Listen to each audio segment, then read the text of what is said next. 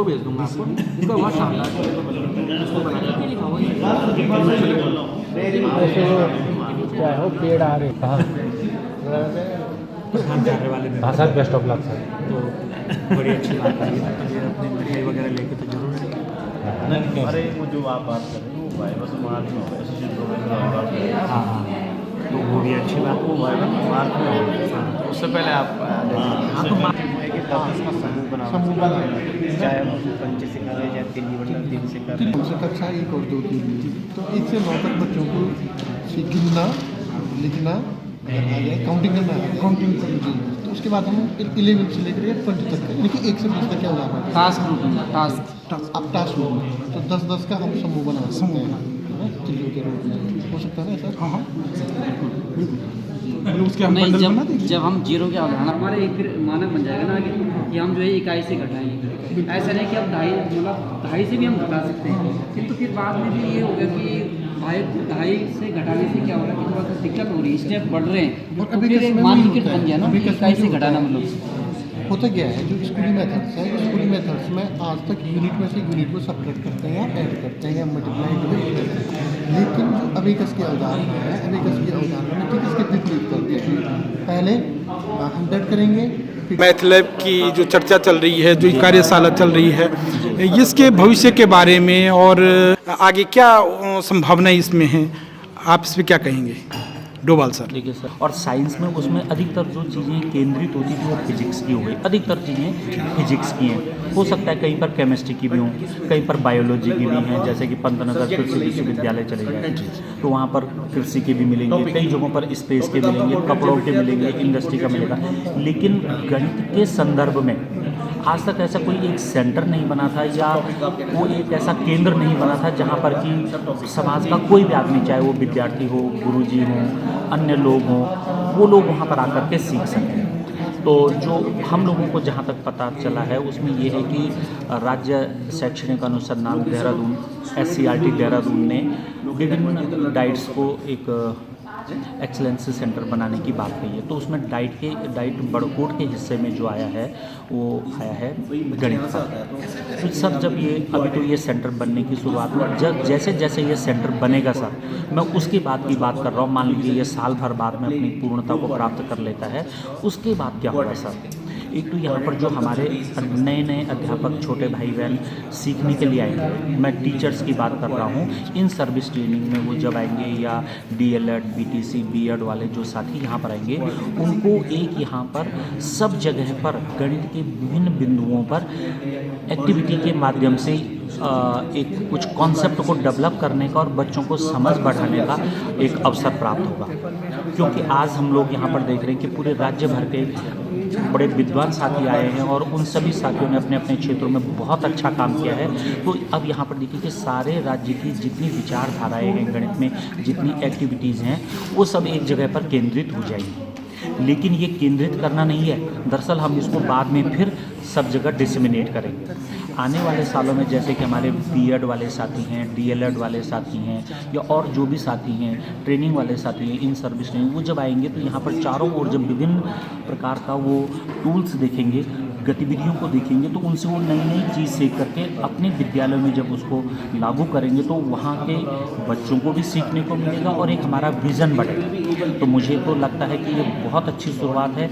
और ये इसकी मैं एक और बात कहूँ, जो भी चर्चाएं हम लोग विचार कर रहे हैं आपस में, ये कमरे तक सीमित नहीं रहेगा। हम इसको पूरे विद्यालय को, पूरे इंस्टीट्यूट को, जो हमारा ये डाइट का केंद्र है, उसको हम चारों तरफ से एक ऐसा केंद्र डेवलप करेंगे कि इसके गेट से अंदर आते ही हम लोगों को लगेगा कि हाँ यार, यहाँ पर कुछ गणित की बात हो रही है। और गणित वो वाली गणित नहीं जो कि हम बहुत ऊंची बात करते हैं, दैनिक जीवन की गणित को, क्योंकि हम स्कूली एजुकेशन की बात कर रहे हैं। यहाँ कक्षा 1 का बच्चा भी सीखने में बड़ी आसानी होगी उसको, और कक्षा 12 तक का जो हम सभी प्रकार के टूल बनाएंगे। तो यहाँ पर एक बड़ा अच्छा भविष्य होने वाला है। और सबसे सुखद बात यह है कि हम लोगों ने फिजिक्स के सेंटर देखे हैं, केमिस्ट्री के सेंटर देखे हैं, मृदा के देखे हैं, भूकंप के देखे हैं, बायोलॉजी के देखे, फल उद्यान देखा, बहुत चीज़ें देखी हैं, लेकिन गणित का ऐसा कोई एक्सेलेंस सेंटर आज तक हमारे राज्य में तो नहीं था।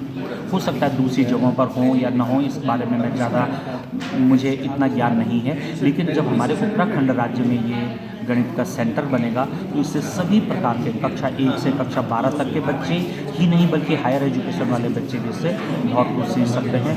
और मैं समझता हूँ कि बहुत अच्छी पहल हमारी सरकार ने की है। लैब बनने की कार्यशाला चल रही है, तो इसके भविष्य को लेकर के आप क्या सोचते हैं, कैसा इसका भविष्य होगा और क्या क्या इसमें हो सकता है? तो सर, ये गणित के रूप में एक नई पहल है और गणित जैसे ये समझा जाता है कि कठिन विषय है, तो जब लैब अपने में परफॉर्म होगी, आगे लैब बनेगी और वो एक अच्छे आइडियाज़ के साथ आगे आएगी, तो गणित का भय, गणित की रुचि, भय दूर होगा, गणित में रुचि बढ़ेगी। सभी कक्षाओं के बच्चों को जो कठिन स्तर हैं वहाँ उसको सहजता महसूस होगी और साथ में गणित क्लासरूम से, ब्लैक बोर्ड से कुछ बाहर आएगा और जब बाहर आएगा तो वो प्रैक्टिकल भी होगा, वो गतिविधि आधारित होगा, क्रियात्मक रूप में होगा, रुचिकर होगा और साथ में अट्रैक्टिव भी होगा। और मुझे जहाँ तक महसूस है कि थोड़ा बहुत जो मैंने काम किया गणित लैब में, उसमें मुझे ये महसूस हुआ कि जो ब्लैक बोर्ड पे काम होता है गणित का, यदि वो क्रियात्मक रूप से हो रहा है तो बच्चे उसको ज़्यादा आत्मसात करते हैं, ज़्यादा अच्छा समझते हैं और ज़्यादा प्रैक्टिकली उसको महसूस करते हैं और वो तुलना भी करते हैं उसको कि ये एक्चुअल में कैलकुलेशन ये बोल रही है। तो वहाँ पर प्रायोगिक जो गणित है या प्रयोग के हिसाब से जो लैब उसको उपलब्ध कराएगी, वहाँ गणित उसको समझ में ज़्यादा आएगा, वो ज़्यादा व्यवहारिक होगा और ज़्यादा उसकी लाइफ में लंबे समय तक वो याद भी रहेगा। गणित की एक है कि यदि आप प्रैक्टिस करते हैं तो वो याद में रहता है, लेकिन आप प्रैक्टिस छोड़ते हैं तो वो भूल जाता है बच्चा या आम ऐसे इंस्ट्रूमेंट हों तो वो बहुत लंबे समय तक काम आएंगे। और गणित तो सभी विषयों के लिए एक बड़ा अच्छा टूल है, सहायता करता है। तो मैं सोचता हूँ यहाँ पर जो होने वाला है, जो हमारे साथी लोग काम कर रहे हैं, वो गणित में बेहतर होगा और ये यहाँ से एक संदेश जाएगा पूरे स्टेट के लिए कि गणित में ऐसा कुछ नया हो सकता है जो रुचिकर होगा और बच्चों के लिए अच्छा होगा। Thank you. JP Devradi, GIC Kotidang Kotdwar Pauri district से मैं हूँ। राकेश चंद सेमाल, डिस्ट्रिक्ट रुद्रप्रयाग से। और यहाँ पर जो वर्कशॉप हो रही है मैथमेटिक्स विषय तो इसको हम ढंग से समझ सकते हैं कि बहुत पहले से बहुत सारे शिक्षा आयोग आए हैं और मैथ्स को लेकर के बहुत सारे सुझाव दिए हैं, लेकिन समय के साथ बहुत सारे परिवर्तन हो रहे हैं, होने चाहिए। अब प्रश्न ये उठता है कि जो मैथ्स में एम होता है, जो उद्देश्य होता है कि मूर्त से अमूर्त की ओर ले जाना, तो जनरली विद्यालय में देखा जाता है कि गणित विषय में बच्चे को एक रटंत विद्या कहूँ मैं, रटंत विद्या के आधार पर गणित की शिक्षा दी जाती है। तो राज्य सरकार उत्तराखंड और शिक्षा विभाग उत्तराखंड की पहल है कि क्यों ना उत्तराखंड में एक ऐसा स्थान हो जहाँ पर मैथमेटिक्स की एक लैब डेवलप की जा सके। इसी कंसेप्ट को लेकर के यहाँ पर 26 तारीख से लेकर के और 29 तारीख को 4 दिन तक हम यहाँ पर लैब डेवलपमेंट की टीम को यहाँ पर रख रहे हैं। इसकी अवधारणा है तो विभिन्न जनपदों से जो भी टीचर्स आएंगे, जो भी बच्चे यहाँ पर विजिट करने के लिए आएंगे, तो जो मैथमेटिक्स से जो कंसेप्ट है उसको वो विजुअलाइज कर पाएंगे, देख पाएंगे, सॉलिड फॉर्म में देख पाएंगे और अपने ज्ञान को स्थायी कर पाएंगे। तो लैब का उद्देश्य ये भी है कि जनरली गणित को व्यावहारिक जीवन से जोड़ा नहीं जाता है, तो व्यक्ति जो है गणित को व्यावहारिक यानी छात्र जो है गणित को व्यावहारिक रूप में जोड़ पाएगा। और मैथ्स की जो लैब है इसको हम इस ढंग से समझ सकते हैं कि वो अन्य विषय के साथ भी कोरिलेट कर पाएगा, चाहे विज्ञान में हो, चाहे EVS से हो, चाहे लैंग्वेज से हो, हिंदी, इंग्लिश, संस्कृत जो भी है, उससे कोरिलेट कर पाएगा। और गणित के शब्दों की जो शब्दावली है, जो शब्द का जो भंडार है, वो निश्चित रूप से इस मैथमेटिकल लैब में देखने को मिलेगा। बहुत सारे कंपोनेंट, बहुत सारे TLM टीचिंग लर्निंग कंपोनेंट इस लैब में देखने को मिलेंगे, जिससे एक आइडियल पूरे उत्तराखंड के लिए, पूरे राज्य के लिए एक आइडियल लैब होगी। और यहाँ से वो धारा बहेगी गणित के टिप्स, है ना, यहाँ से जो बहेगी, जैसे उत्तरकाशी से गंगा नदी जो बहती है ना, तो पूरे भारतवर्ष को जो है शुद्ध करती जा रही है। तो कुछ ऐसी थीम हम ये मान सकते हैं कि उत्तरकाशी का जो डाइट बड़कूट है यहाँ। और ये कार्यशाला जो 4 दिनों से चल रही है, तो इसके भविष्य को लेकर के आप क्या सोचते हैं? जी सर, धन्यवाद, नमस्कार सर। गणित में क्या है कि बच्चे या गार्जियन या समाज ये समझता है कि ये ज़मीन से जुड़ी चीज़ नहीं है, सब इसको हवाई समझते हैं कि केवल ये ऊपर ही ऊपर है। जबकि गणित जो है हमारी रियल लाइफ से, हर चीज़ से जुड़ी है। और बच्चा जो है समाज से तो जुड़ा है, अपने परिवेश से तो जुड़ा है, लेकिन वो गणित से नहीं जुड़ पाता। इस गैप को, इस खाई को पूरा करने के लिए ये एक प्रयास है, और सरकार का धन्यवाद है जो इस ओर ध्यान दे रही है। और सभी लोगों का इसमें प्रयास रहेगा कि गणित को जो है हम किस प्रकार एक्टिविटी से समझाएं। जैसे मैं एक उदाहरण पाई का देना चाहूँगा कि बच्चे को हम पाई 22/7 बता देते हैं, और बाद में बच्चा ये सीखता है कि पाई एक अपरिमेय संख्या है। तो यहाँ पर उसके कंसेप्ट जो हैं वो क्लियर नहीं हो पाते। तो व्यवहारिक रूप में देखें तो जगह जगह हम पाई को 22/7 रखते हैं। तो हमें जो है बच्चे को इधर को उसका ध्यान खींचना है कि 22/7 वो केवल लगभग होता है, और पाई की जो धारणा है वो वृत्त की परिधि और उसके व्यास का अनुपात है।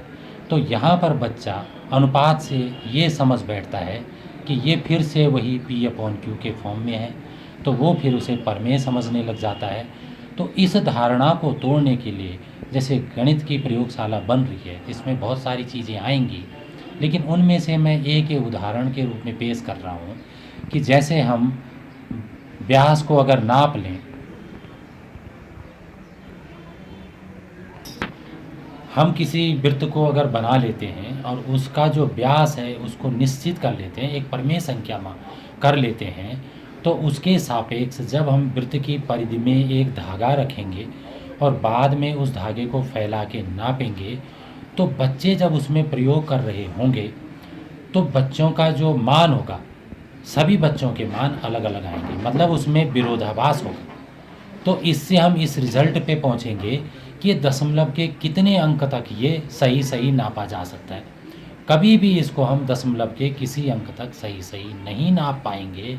इसलिए ये चीज़ जो है वो अपरिमेय है, इरेशनल है, क्योंकि हम उसको रेशनलाइज नहीं कर पा रहे हैं, और इसी धारणा से इसको हम अपरिमेय संख्या कह रहे हैं। तो इस प्रकार से विभिन्न प्रयोगों द्वारा बच्चों के जो कंसेप्ट है वो क्लियर करे जाएंगे।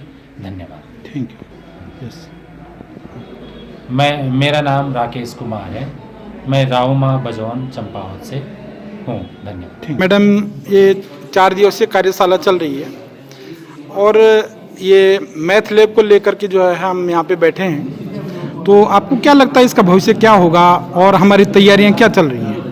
सर, तैयारी तो काफ़ी शामिल है और हम लोग काफ़ी काम को बहुत सीरियसली ले रहे हैं और ईमानदारी के साथ अपना काम कर रहे हैं, और इसमें हमें इंटरेस्ट भी बहुत आ रहा है क्योंकि एक दूसरे के साथ हम इंटरेक्ट कर रहे हैं। अलग अलग सोच वाले हैं, अलग अलग जगह से आए हुए लोग हैं, तो कहीं ना कहीं हम आपस में शेयरिंग कर रहे हैं। और जो मैथ्स लैब को लेकर हमारा जो भविष्य है वो बहुत अच्छा होगा।